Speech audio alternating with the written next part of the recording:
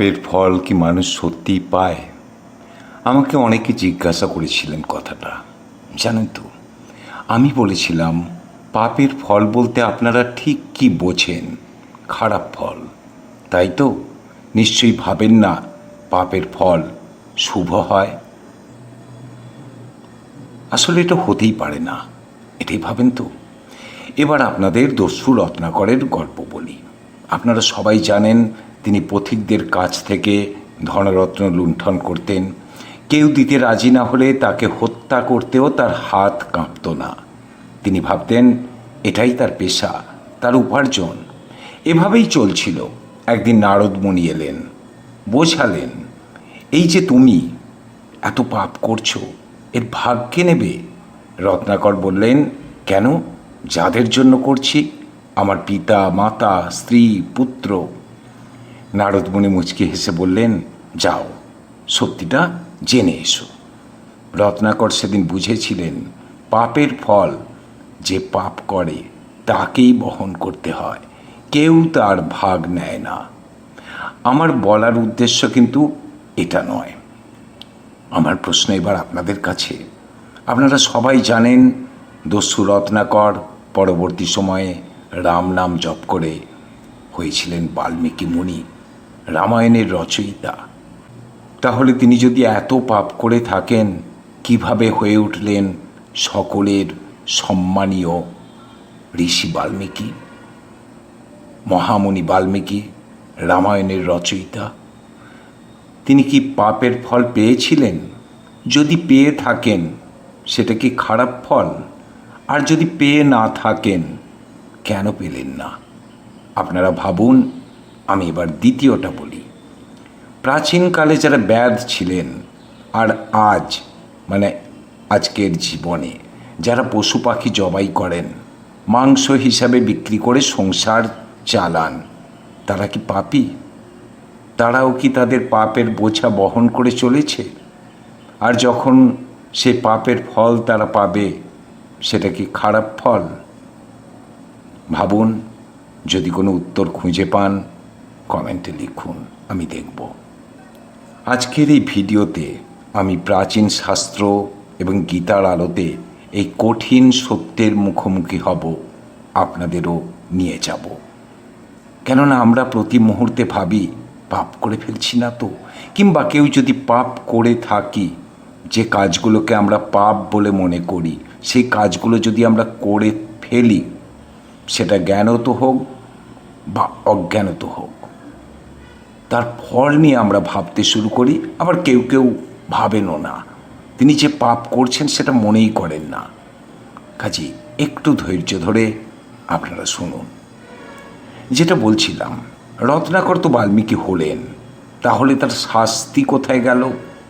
আমাদের শাস্ত্র বলছে পাপের শাস্তি ঈশ্বর উপর থেকে দেন না, তিনি মাথার ওপর লাঠিও মারেন না। পাপের সবচেয়ে বড় শাস্তি কি জানেন? অনুশোচনা, যেটাকে বলা হচ্ছে মানসিক নরক।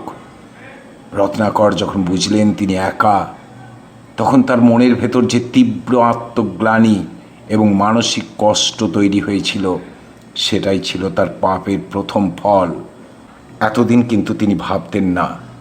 যতদিন তিনি পথিকদের লুণ্ঠন করছিলেন, হত্যা করছিলেন, তার কিছুক্ষণের জন্য মনে হয়নি যে তিনি পাপ করছেন।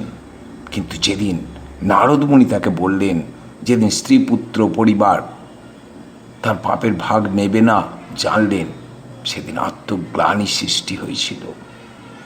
এখনকার দিনেও খেয়াল করবেন, কোনো মানুষ যখন কোনো বড় অপরাধ করে, আইন হয়তো তাকে ধরতে পারল না, ছুঁতে পারল না, তবু তার রাতের ঘুম উড়ে যায়, সে তিল তিল করে নিজের মনের ভেতরে মরতে থাকে।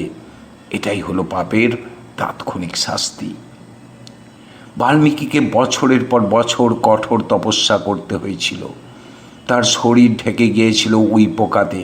নিজের পুরনো সত্তাকে কঠোর কষ্টের মাধ্যমে ধ্বংস করে ফেলা, এটাই ছিল তার প্রায়শ্চিত্ত। আর সঙ্গে ছিল রাম নাম, অর্থাৎ একাগ্র মনে তিনি পুরনো সত্তাকে ধীরে ধীরে শেষ করে ফেলছিলেন। আপনি যদি মন থেকে অনুশোচনা করেন, নিজেকে সম্পূর্ণ বদলে ফেলেন, তবে পাপের মোড়ও ঘুরে যেতে পারে। এবার আসি আমার দ্বিতীয় প্রশ্নে। প্রাচীনকালের যারা ব্যাদ বা শিকারী আর আজকের যুগে যারা মাংস বিক্রি করে সংসার চালান, তারা কি পাপী? এইখানেই আমাদের শাস্ত্রের গভীরতম সত্য লুকিয়ে আছে।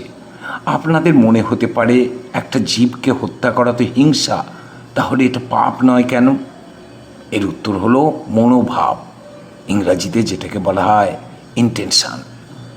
প্রাচীন শাস্ত্র এবং শ্রীমদ্ ভগবদ্ গীতা অনুযায়ী কোনো কর্ম নিজে থেকে ভালো বা মন্দ হয় না, কর্মের পিছনের উদ্দেশ্য বা মানসিকতা সেটা ঠিক করে। বুঝতে পারছেন? অর্থাৎ একটু বুঝিয়ে বলি আপনাদের, তাহলে বুঝতে সুবিধা হবে। পেশা বনাম হিংসা। একজন মাংস বিক্রেতা কিন্তু কোনো পশুর প্রতি ব্যক্তিগত শত্রুতা বা হিংসা থেকে তাকে হত্যা করেন না বা তাকে কাটেন না। এটা তার বংশগত পেশা বা জীবিকা। তার মনে কোনো নিষ্ঠুরতা থাকে না, থাকে কেবল পেটের দায়। কিন্তু আমরা যদি অযথা একটা কুকুরকে, একটা ছোট প্রাণীকে শুধু শুধু মারধর করি, তাকে হত্যা করি, কোনো কীট পতঙ্গকে হত্যা করি, সেটা কিন্তু আমরা রাগ থেকে করি। কেননা সেই পোকাকে আমরা বিক্রি করব না, সেই পশুর মৃতদেহকে আমরা মাংস হিসাবে বিক্রি করব না। অর্থাৎ হিংসা থেকে আমরা সেটা করি, কিংবা তাকে শাস্তি দিই, আমাকে কামড়েছে আমি তাকে মারব, এইটা কাজ করে। দ্বিতীয়টা পরার্থপরতা, নিজের জন্য নয়। এই যে ব্যাধের কথা বলছি, মাংস বিক্রেতার কথা বলছি, তারা কিন্তু এই কাজ শুধু নিজেদের আনন্দের জন্য করছেন না, নিজেদের পরিবার চালানোর জন্য করছেন, হিংসার জন্য করছেন না, সমাজের একটা বড় অংশের মানুষের খাদ্যের চাহিদা মেটানোর জন্য। আর যদি বলেন এগুলো আমাদের খাদ্যই বা হবে কেন, এখানে সনাতন শাস্ত্রে স্পষ্ট বলা হয়েছে, মনুস্মৃতিতে এবং মহাভারতে, প্রকৃতির নিয়মে এক জীব অন্য জীবের খাদ্য, জীবস্য জীবং জীবনম। মহাভারতের বন পর্বে একটা চমৎকার অধ্যায় আছে যার নাম ব্যাদ গীতা। সেখানে ধর্মব্যাদ নামে এক কসাইয়ের গল্প আছে, যিনি মাংস বিক্রি করতেন, কিন্তু তিনি নিজের পেশাকে সৎভাবে পালন করতেন, মা বাবার সেবা করতেন, তার মনে কোনো অহংকার ছিল না, তার মনে কোনো হিংসা ছিল না। শাস্ত্র বলছে তার এই পবিত্র মনের কারণে তিনি এত বড় তত্ত্বজ্ঞানী হয়েছিলেন যে একজন বড় অহংকারী তপস্বী ব্রাহ্মণকেও তার কাছ থেকে জ্ঞান নিতে আসতে হয়েছিল। তাহলে প্রশ্ন ওঠে, শাস্ত্র মতে পাপের শাস্তি মানুষ আসলে কিভাবে পায়? গরুড় পুরাণ এবং গীতায় বলা হয়েছে কর্মের ফল প্রধানত তিনটি স্তরে আসে। একটা হলো মানসিক স্তর। শাস্ত্রে বলা হয়েছে যাদৃশী ভাবনা যস্য সিদ্ধির ভবতি তাদৃশী। অর্থাৎ আপনার ভাবনা যেমন, আপনার জীবনও তেমন হবে। যে মানুষ লোভ বা হিংসা থেকে পাপ করে, তার মনের শান্তি চিরতরে চলে যায়। সে কোটি টাকার বিছানায় শুয়েও ঘুমোতে পারে না। এটাই প্রকৃতির প্রথম চাবুক। দ্বিতীয়টা হলো শারীরিক ও সামাজিক স্তর। ভুল কর্মের ফলে সমাজে সম্মানহানি, সম্পর্কের ভাঙন এবং নানাবিধ রোগ ব্যাধি গ্রাস করে। তৃতীয়, সংস্কার বা পরবর্তী জন্ম। আমাদের অবচেতন মনে যে নেতিবাচক শক্তি বা সংস্কার জমা হয়, তা মানুষকে পরবর্তী জীবনেও তাড়া করে বেড়ায়। একজন মানুষ মনে করুন অসৎ উপায়ে কোটি কোটি টাকা কামালো, কিন্তু দেখা গেল তার ঘরে শান্তি নেই, সন্তান ভুল পথে চলে গেছে, অথবা সে নিজে এমন রোগে আক্রান্ত যে সাধারণ ভাত ডালও খেতে পারছে না, অথচ তার কোনো অভাব নেই। এই যে প্রকৃতির ব্যালেন্স বা ভারসাম্য, এটাই হলো কর্মফলের বাস্তব রূপ। কিন্তু যারা পেটের দায়ে স্বধর্ম বা পেশা পালন করছেন, তাদের ক্ষেত্রে গীতায় শ্রীকৃষ্ণ 18 নম্বর অধ্যায়ে স্পষ্ট বলেছেন, সহজং কর্ম কৌন্তেয় সদসমপি ন ত্যাজ্যেৎ। হে অর্জুন, ত্রুটিপূর্ণ হলেও নিজের স্বাভাবিক কর্ম বা পেশা কখনো ত্যাগ করো না। ত্যাগ করা উচিত নয়। কারণ ধোঁয়া যেমন আগুনকে ঢেকে রাখে, তেমনি সব কর্মের মধ্যেই কিছু না কিছু দোষ থাকে। কিন্তু তা যদি কর্তব্য বুদ্ধিতে করা হয়, তাহলে তা পাপ মুক্ত। কি বুঝলেন? পাপের ফল কোনো পার্থিব শাস্তি নয়, ভৌতিক শাস্তি নয়। পাপের ফল হলো মানুষের ভেতরের পতন। দস্যু রত্নাকর নিজেকে বদলে বাল্মীকি হয়েছিলেন, কেননা তিনি অনুশোচনা করেছিলেন। আর যারা জীবিকার তাগিদে পশু পাখি জবাই করছেন, মনে কোনো হিংসা না রেখে শুধু কর্তব্য পালনের জন্য, তারা পাপী নন। কর্মের বিচার হয় মানুষের মন দিয়ে, তার পেশা দিয়ে নয়। আপনারা কি ভাবছেন? লিখুন, আপনার মনে যেটা আসে সেটা কমেন্ট করে জানান। ভিডিওটা ভালো লাগলে লাইক করুন, আত্মীয় স্বজনদের সঙ্গে শেয়ার করুন।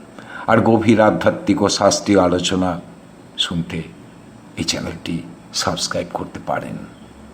ভালো থাকুন।